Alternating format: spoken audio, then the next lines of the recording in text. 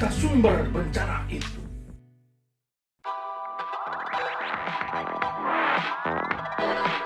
Assalamualaikum warahmatullahi wabarakatuh. Jumpa lagi dengan saya, Zulfi Andri Koto, dalam pembelajaran jarak jauh. Semangat ya! Dalam pandemi COVID-19 ini, ada baiknya kita mematuhi protokol kesehatan. Bawa masker, cuci tangan, jaga jarak, hindari keramaian. Oke. Semangat!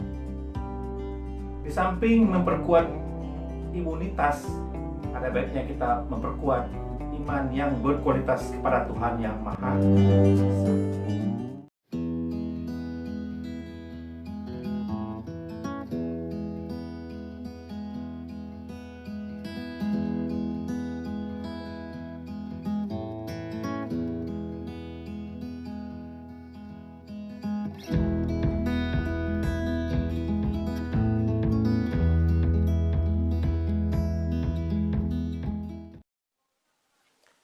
Baik, kita masuk eksposisi lanjutan ya.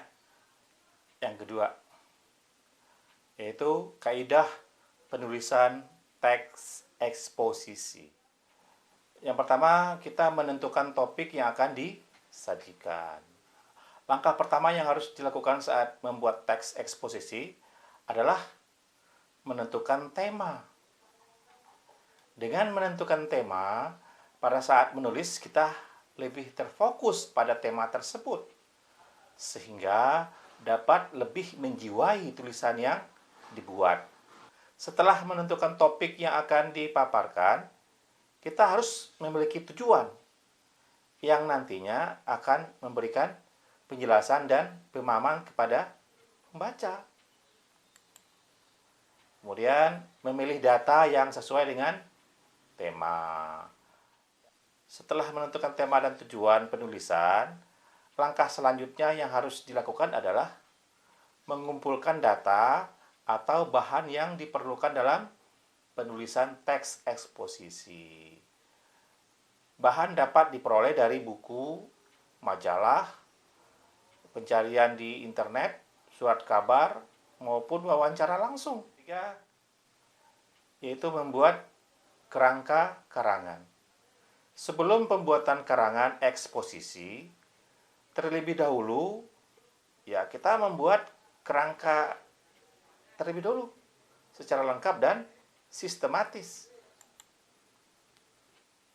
Pembahasan dengan mengembangkan kerangka karangan. Setelah kerangka karangan tersusun, kembangkan secara lebih lengkap agar ciri-ciri eksposisi dapat disalurkan. Eksposisi yang bersifat informatif, objektif, dan logis dengan menyertakan bukti-bukti yang konkret sebagai penunjang dari pembahasan itu. Dan yang terakhir adalah membuat simpulan. Sesuai dengan tujuan penulisan sebuah karangan eksposisi, kesimpulan harus sejalan, bahkan harus memperkuat tesis tersebut. Ya, kita lanjut ya. Unsur kebahasaan dalam teks eksposisi. 1. Pronomina atau kata ganti adalah jenis kata yang menggantikan nomina atau frasa nomina. Pronomina dapat diklasifikasikan menjadi dua macam, yaitu pronomina persona dan pronomina non persona. Mari kita lihat satu persatu. Pronomina persona atau kata ganti orang, yaitu persona tunggal. Contohnya, ia, dia, Anda, kamu, aku, saudara, nya, mu, ku, si, dan persona jamak. Contohnya, seperti kita, kami, kalian, mereka, hadirin, para. Berikutnya, pronomina non persona atau kata ganti bukan orang, yaitu pronomina penunjuk. Contohnya seperti ini, itu, sini, situ, sana, dan pronomina penanya. Contohnya seperti apa, mana, siapa. Tuh ya. Unsur kebahasaan teks eksposisi yang kedua, yaitu nomina dan verba. Nomina adalah kata benda, merupakan kata yang mengacu pada benda, baik nyata maupun abstrak. Dalam kalimat berkedudukan sebagai subjek. Dilihat dari bentuk dan maknanya, ada yang berbentuk nomina dasar maupun nomina turunan. Nomina dasar contohnya gambar, meja, rumah, pisau. Sedangkan nomina turunan contohnya perbuatan, pembelian, kekuatan, dan lain-lain. Selanjutnya verba atau kata kerja. Merupakan kata yang mengandung makna dasar perbuatan, proses, atau keadaan yang bukan sifat. Dalam kalimat biasanya berfungsi sebagai predikat. Yang ketiga, konjungsi. Kata penghubung atau konjungsi, contohnya pada kenyataannya, kemudian lebih lanjut untuk memperkuat argumentasi, kata hubung atau konjungsi dapat dimanfaatkan. Dalam konteks pengajuan pendapat tentang kebijakan bahasa asing itu, penulis menghubungkan argumentasi dengan kata hubung pada kenyataan. Kemudian dan selanjutnya. Idealnya argumentasi tidak disajikan secara acak. Kata hubung seperti itu dapat digunakan untuk menata argumentasi dengan cara mengurutkan dari yang paling kuat menuju ke yang paling lemah atau sebaliknya. Nih, sekarang kita masuk contoh eksposisi ya. Silahkan kalian simak. Ini judulnya Realita Hukum di Indonesia. Nih, bagian tesis.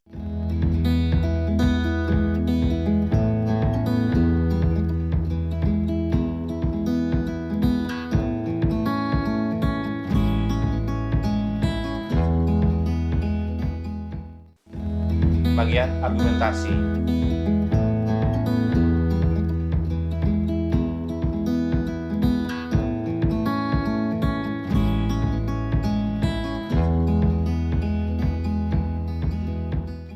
Dan ini bagian penegasan ulang.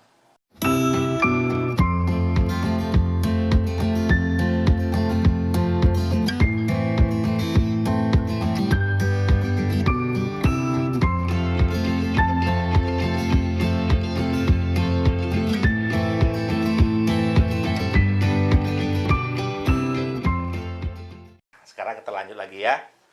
Fakta dan opini dalam eksposisi. Teks eksposisi merupakan sebuah paragraf atau karangan yang berisi informasi dan fakta yang bertujuan menyampaikan informasi kepada yang membacanya. Cara menentukan fakta dan opini dalam teks eksposisi adalah dengan membedakan fakta dan opini berdasarkan ciri-cirinya. Fakta merupakan sesuatu yang empiris, di mana kalimat yang tertulis benar adanya dan dapat didukung oleh bukti. Juga sebagai pendapat yang berasal dari sebuah keyakinan yang mungkin didukung atau tidak mungkin didukung dengan beberapa jenis bukti. Fakta dapat disebut juga sebagai hasil pengamatan secara objektif yang dapat diverifikasi kebenarannya oleh siapapun. Informasi yang diperoleh dapat juga disebut fakta jika informasi tersebut merupakan suatu peristiwa yang berupa kenyataan dan benar-benar terjadi. Sedangkan opini merupakan sebuah pernyataan subjektif yang berasal dari sikap emosional atau interpretasi dari fakta yang diperoleh oleh individu. Opini atau biasa disebut juga dengan pendapat merupakan suatu prediksi di mana belum terdapat orang yang dapat memastikan bahwa hal tersebut benar-benar ada atau terjadi. Opini akan berubah menjadi fakta jika opini tersebut telah dapat dibuktikan kebenarannya. Nah, sekarang kita lihat ciri-ciri fakta. Yang pertama bersifat objektif. Yang kedua, sudah teruji kebenarannya. Yang ketiga, memiliki data yang akurat atau bukti sebagai pendukung kebenarannya. Yang keempat, pernah dilihat oleh manusia serta telah dilakukan pengujian dan pemastian di khalayak umum. Itu ciri-ciri fakta. Sekarang ciri-ciri opini. Yang pertama, bersifat subjektif. Yang kedua, belum teruji kebenarannya. Yang ketiga, tidak memiliki data pendukung atau bukti yang akurat. Yang keempat, merupakan suatu pendapat atau argumen saja. Yang kelima, menunjukkan peristiwa yang belum atau mungkin akan terjadi pada masa mendatang. Dapat juga berupa rencana. Dalam membedakan fakta dan opini, kita perlu memahami perbedaan berdasarkan ciri-cirinya, seperti yang telah kita ketahui dan dari penjelasan di atas. Fakta merupakan data yang teruji, keakuratannya dan bersifat objektif. Apabila hanya berupa pendapat yang subjektif, maka disebut opini.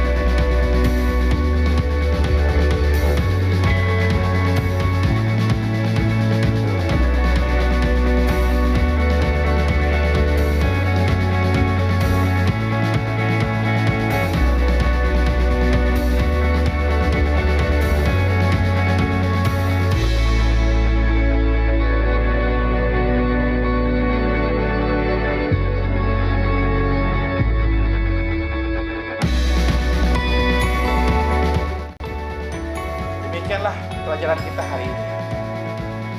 Semoga bermanfaat. Semangat ya. Salam. Demikianlah pembelajaran kita hari ini. Semoga apa-apa yang kita pelajari menjadi ilmu dan keberkahan di masa depan. Amin amin ya rabbal alamin. Assalamualaikum warahmatullahi wabarakatuh. Semangat.